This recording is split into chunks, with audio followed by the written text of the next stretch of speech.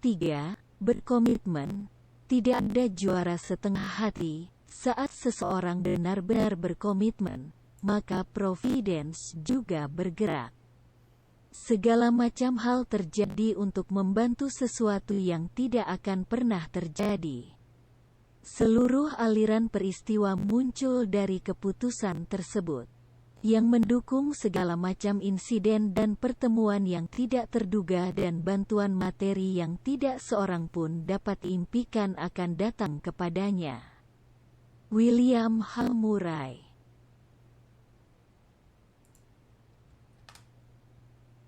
Orang biasa dengan komitmen dapat membuat dampak luar biasa pada dunia mereka. John C. Maxwell. Mengambil satu untuk tim pada tahun 1939, seorang pria berusia 25 tahun dari New York City bernama Jonas Salk menyelesaikan pelatihannya di NYU, New York University Medical School. Sebagai seorang anak laki-laki, dia bermimpi menjadi seorang pengacara. Tetapi di suatu tempat antara kelulusannya dari sekolah menengah dan masuk ke perguruan tinggi, minatnya bergeser dari hukum negara ke hukum alam. Dia memutuskan bahwa dia ingin menjadi dokter. Mungkin dia beralih karena tangan ibunya tidak mendukungnya mengejar hukum. Ibuku tidak berpikir aku akan menjadi pengacara yang sangat baik, katanya bertahun-tahun kemudian. Mungkin karena aku tidak pernah bisa memenangkan pertengkaran dengannya. Orang tua imigran kelas pekerjanya bangga ketika dia lulus dengan gelar kedokterannya karena dia adalah orang pertama di keluarganya yang mengenyam pendidikan.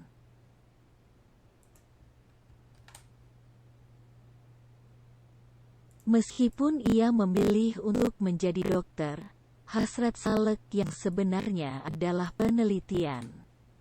Dia tertarik dengan klaim ilmiah yang kontradiktif oleh dua profesor, yang mendorongnya untuk mulai mempelajari imunologi, termasuk penelitian influenza. Dan selama tahun kedua sekolah kedokterannya, ketika dia mendapat kesempatan untuk menghabiskan 1 tahun melakukan penelitian dan pengajaran, dia mengambilnya. Pada akhir tahun itu, kenangnya, saya diberitahu bahwa saya bisa, jika saya mau, beralih dan mendapatkan gelar Ph.D. dalam biokimia, tetapi preferensi saya adalah untuk tetap dengan obat-obatan. Saya percaya bahwa ini semua terkait dengan ambisi atau keinginan awal saya, yang merupakan bantuan bagi umat manusia, bisa dikatakan, dalam arti yang lebih luas daripada hanya berdasarkan satu-satu. Pada tahun 1947, Salk menjadi kepala lab penelitian virus di Universitas Pittsburgh. Di sanalah ia mulai menyelidiki virus polio. Pada masa itu, polio adalah penyakit yang mengerikan dan melumpuhkan yang merenggut nyawa ribuan orang setiap tahun, dengan anak-anak menjadi korban yang paling sering. Epidemi polio York pada musim panas 1916 menyebabkan 27.000 orang lumpuh dan 9.000 orang lainnya meninggal. Setelah tahun itu, epidemi menjadi umum. Dan setiap musim panas gerombolan orang melarikan diri dari kota-kota besar untuk mencoba melindungi anak-anak mereka. Pada paruh pertama abad ke-20, penelitian virus masih dalam tahap awal. Tetapi tahun 1948,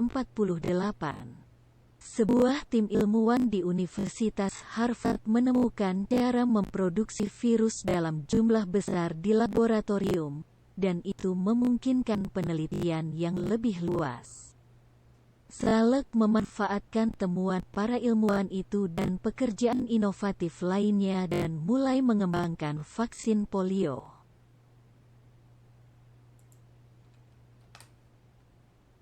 Setelah lebih dari 4 tahun bekerja terus-menerus, Salek dan timnya di Universitas Pittsburgh mengembangkan vaksin pada tahun 1952. Mereka melakukan beberapa pengujian pendahuluan yang aman dengan vaksin itu pada orang-orang yang sebelumnya terjangkit polio dan selamat.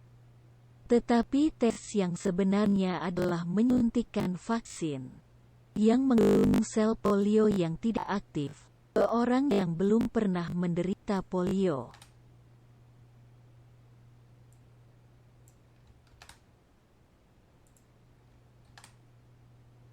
Komitmen Salek terbayar. Uji coba vaksin berhasil, dan pada tahun 1955, dia dan mantan mentornya, Dr. Thomas Francis, mengatur untuk menyuntik 4 juta anak. Pada tahun 1955, ada 28.985 kasus polio yang dilaporkan di Amerika Serikat. Pada tahun 1956, jumlah itu dipotong setengahnya. Pada tahun 1957, hanya ada 5.894. Hari ini, berkat karya Jonas Salek dan upaya selanjutnya oleh ilmuwan lain seperti Albert Sabin, kasus polio di AS hampir tidak ada. Jonas Salek mendedikasikan 8 tahun hidupnya untuk mengalahkan polio. Tetapi keinginannya yang sebenarnya adalah untuk membantu orang. Yang selanjutnya dia tunjukkan dengan tidak pernah mematenkan vaksin yang dia buat. Dengan cara itu dapat digunakan untuk membantu orang-orang di seluruh dunia. Bisa dibilang tim yang paling dia komitmenkan adalah umat manusia. Menyesuaikannya, banyak orang cenderung mengasosiasikan komitmen dengan emosi mereka. Jika mereka merasa cara yang benar, maka mereka dapat menindaklanjuti komitmen mereka. Tapi komitmen sejati tidak bekerja seperti itu. Ini bukan emosi, itu adalah kualitas karakter yang memungkinkan kita mencapai tujuan kita. Emosi manusia naik turun sepanjang waktu. Tetapi komitmen harus kokoh.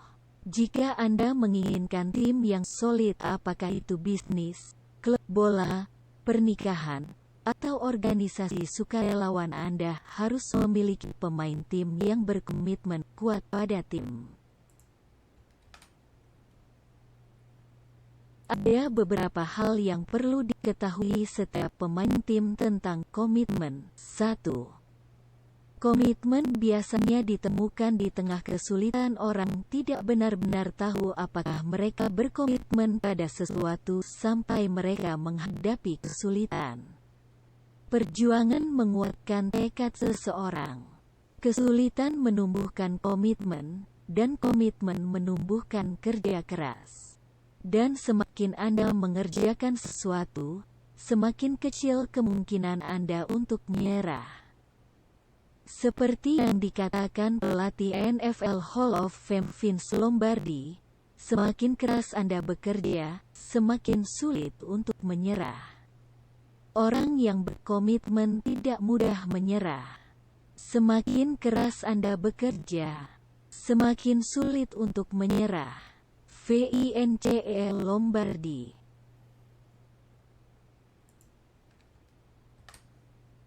2. Komitmen tidak tergantung pada karunia atau kemampuan. Kadang-kadang ketika kita mengetahui orang-orang berbakat yang sangat sukses, kita mungkin tergoda untuk berpikir bahwa komitmen lebih mudah bagi mereka karena bakat mereka. Sepertinya akan lebih mudah bagi atlet kelas 1 untuk berlatih atau seniman yang terampil untuk memperbaiki keahlian mereka atau pebisnis alami untuk bekerja di bisnis mereka. Tapi itu tidak benar. Komitmen dan bakat tidak terhubung kecuali Anda menghubungkannya.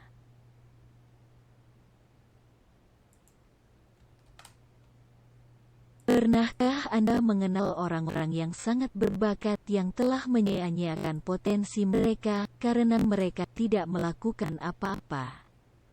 Dan tidakkah Anda tahu orang-orang yang kurang berbakat dari Anda yang lebih sukses? Itu sering disebabkan, sebagian, karena komitmen. Penulis Basil Walsh berkata, kita tidak membutuhkan lebih banyak kekuatan atau kemampuan atau kesempatan yang lebih besar. Yang perlu kita gunakan adalah apa yang kita miliki. Jika kita akan berkomitmen untuk menggunakan bakat apa yang kita miliki, maka kita akan menemukan bahwa kita memiliki lebih banyak bakat dan lebih banyak lagi untuk ditawarkan kepada tim kita sebagai hasil dari komitmen kita. 3. Komitmen datang sebagai hasil dari pilihan, bukan kondisi ketika datang ke sana, dan komitmen selalu masalah pilihan. Dalam pilihan, Frederick F. Flah menulis, kebanyakan orang melihat ke belakang selama bertahun-tahun dan mengidentifikasi waktu dan tempat di mana hidup mereka berubah secara signifikan. Entah secara kebetulan atau direncanakan.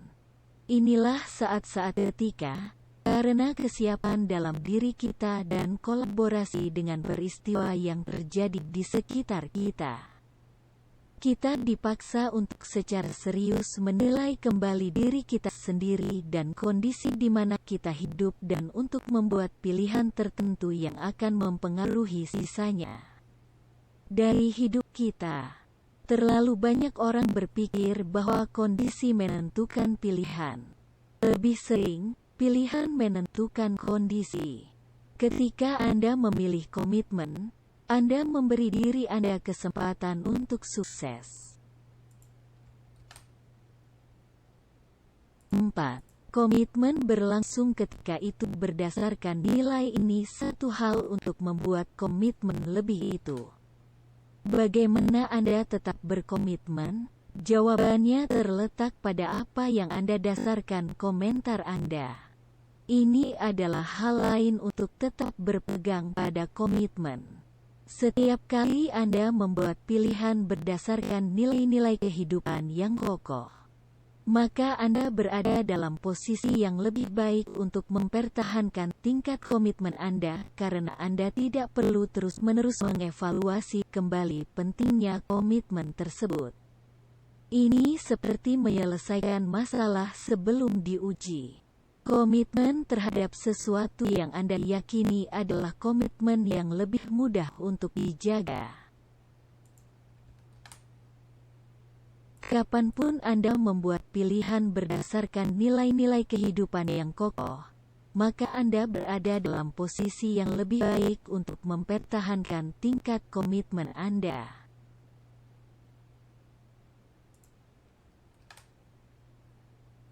Merenungkannya, seberapa penting komitmen bagi Anda?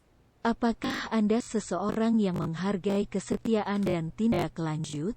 Ketika keadaan menjadi sulit, apakah Anda terbiasa berdiri teguh? Atau apakah Anda memiliki kecenderungan untuk berkompromi atau bahkan berhenti? Lebih khusus lagi, seberapa besar komitmen Anda terhadap tim Anda? Apakah dukungan Anda solid? Apakah dedikasi Anda tidak dapat disangkal? Atau apakah Anda tentatif dalam tingkat komitmen Anda?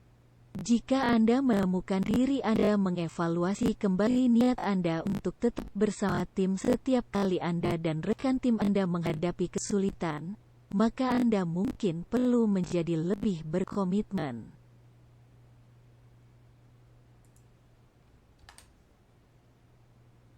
Dibawa pulang untuk meningkatkan tingkat komitmen Anda. Ikat komitmen Anda dengan nilai-nilai Anda. Karena nilai-nilai Anda dan kemampuan Anda untuk memenuhi komitmen Anda terkait erat. Luangkan waktu untuk merenungkannya. Pertama, buatlah daftar komitmen pribadi dan profesional Anda. Kemudian cobalah untuk mengartikulasikan nilai-nilai inti Anda. Ini akan memakan waktu, terutama jika Anda belum pernah melakukannya sebelumnya, jadi jangan terburu-buru. Setelah Anda memiliki kedua daftar, bandingkan keduanya. Anda mungkin akan menemukan bahwa Anda memiliki komitmen yang tidak terkait dengan nilai-nilai Anda. Evaluasi kembali mereka. Anda juga akan menemukan bahwa Anda memiliki nilai-nilai yang tidak Anda jalani. Komitmenkan diri Anda pada mereka. Dibawa pulang untuk meningkatkan tingkat komitmen Anda. Ikat komitmen Anda dengan nilai-nilai Anda. Karena nilai-nilai Anda dan kemampuan Anda untuk memenuhi komitmen Anda terkait erat. Luangkan waktu untuk merenungkannya. Pertama, buatlah daftar komitmen pribadi dan profesional Anda. Kemudian cobalah untuk mengartikulasikan nilai-nilai inti Anda. Ini akan memakan waktu, terutama jika Anda belum pernah melakukannya sebelumnya. Jadi jangan terburu-buru. Setelah Anda memiliki kedua daftar, bandingkan keduanya. Anda mungkin akan menemukan bahwa Anda memiliki komitmen yang tidak terkait dengan nilai-nilai Anda. Evaluasi kembali mereka. Anda juga akan menemukan bahwa Anda memiliki nilai-nilai yang tidak Anda jalani. Komitmenkan diri Anda pada mereka.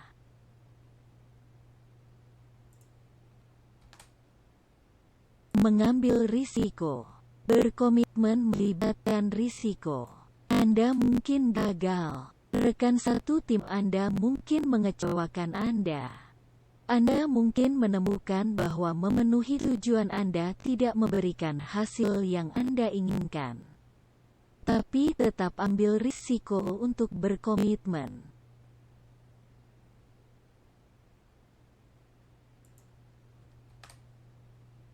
Evaluasi komitmen rekan satu tim Anda.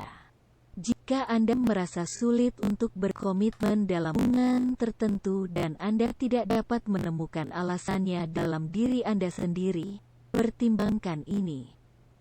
Anda tidak dapat membuat komitmen kepada orang yang tidak berkomitmen dan berharap untuk menerima komitmen dari mereka. Periksa hubungan untuk melihat apakah Anda enggan karena calon penerima tidak dapat dipercaya. Tak seorang pun yang pernah memberikan yang terbaik menyesalinya.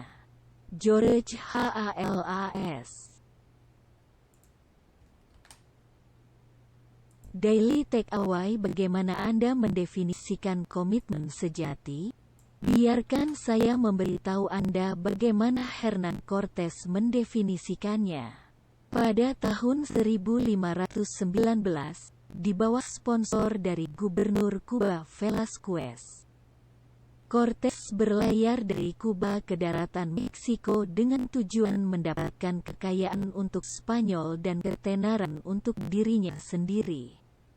Meski baru berusia 34 tahun, Kapten muda Spanyol itu telah mempersiapkan seluruh hidupnya untuk kesempatan seperti itu.